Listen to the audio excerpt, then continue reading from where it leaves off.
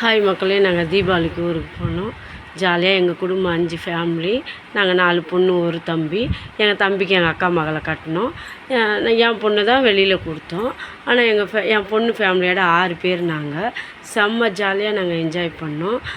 சமைச்சி கறி, மீன் அத்தனையும் வாங்கிட்டு வந்தோம் என் தம்பி. போய் பக்கத்தில் எங்கள் ஊர் மரக்காணம் கிராமம். மரக்காணத்துக்கு பக்கத்து ஊர் தான் எங்கள் ஊர் சிறுவாடி.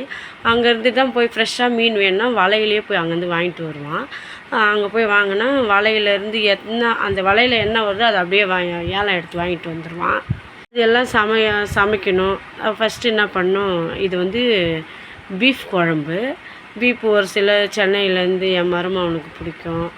என் ஆம்பளை பசங்க, என் அக்கா பையன், என் பையன், என் தம்பி, இவங்க 4 பேர் கொஞ்சம் பீஃப்னா பிடிக்கும். அதனால் அவங்களுக்கு பீஃப் எடுத்துகிட்டு வந்து செஞ்சுட்டு அதுக்கப்புறம் என்ன பண்ணோன்னா, அக்கா தங்கச்சி 2 பேரும் மீன் க்ளீன் பண்ணுறாங்க. சோபாவில் உட்காந்துக்கிட்டு என் பொண்ணு நின்றுக்கின்னு பசங்க கூட விளையாடுறது பார்த்துன்னுக்கிறது என் அக்கா பொண்ணு. அந்த பொண்ணு தான் என் தம்பி கட்டினது. இன்னொரு வந்து என் தங்கச்சி பொண்ணு. இது விளையாடுறதுலாம் என் தம்பி பையன். அங்கே வந்து சின்னதாக சண்டை போட்டுன்னு அதுக்குள்ளே விழுந்து அழுவுது அந்த குழந்த. இவங்க 2 பேரும் மீனையும் இறாவும் க்ளீன் பண்ணிக்கிட்டே இருக்காங்க. நான் என்ன பண்ணுறேன்னா, வெங்காயம்லாம் கட் பண்ணி கொடுத்தாங்க. வெங்காயம், தக்காளி எல்லாத்தையும் கட் பண்ணி கொடுத்தாங்க. அதை வதக்கிறதுக்காக நான் ரெடி ஆகிறேன்.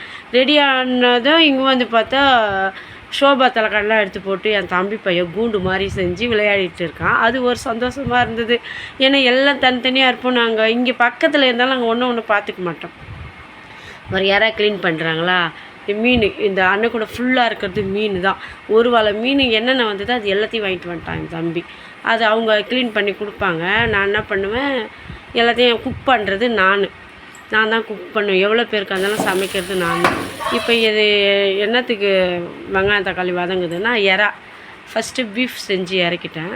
2வது இறா தொக்கு செஞ்சு முடிச்சுட்டு மீன் வந்து பெரிய மீனெல்லாம் எடுத்து மசாலா போட்டு என்னென்ன போடணுமோ அந்த மீனுக்குள்ளதெல்லாம் அவங்க போட்டு கொடுப்பாங்க. அதனையே நான் வறுத்ததை நான் வீடியோ எடுத்து காமிக்கல. இப்போ வந்து தீபாவளிக்கு எல்லாம் உள்ளே உட்காந்து சாப்பிட்டு இருக்கான் பார்த்தியா, செம்ம ஒரு ஹாப்பி. ஒரு சினிமா பாட்டில் கூட வரும் பாரு, எல்லா வீட்லேயும் சந்தோஷம். அந்த பாட்டு கூட எனக்கு தெரியல. அதே மாதிரி சாப்பிட்டு வாங்கிட்டுலாம் விட்டாங்க. தீபாவளியோடைய பட்டாசுகள் எல்லாத்தையும் கொடுத்துறாங்க. என் பொண்ணு, என் அக்கா பொண்ணு, என் தங்கச்சி பொண்ணு எல்லாருமே ஜாலியாக என்ஜாய் பண்ணோம். இந்த தீபாவளி மாதிரி இவ்வளோ நேரம் என்ஜாய் பண்ணோம். இந்த ஒரு வருஷமாக எங்கள் அம்மா எல்லாத்தையும் நாங்கள் எதுவுமே பண்ணலை மக்களே. அதனால் அந்த எல்லாம் போக இந்த தீபாவளி ஹாப்பியாக இருந்தது. இருந்தாலும் கொஞ்சம் மன கஷ்டம். எங்கள் அம்மா எல்லாருக்கும் ஒரு கஷ்டம் தான். நாங்கள் எல்லாம் இருக்கிறோம். எங்கள் அம்மா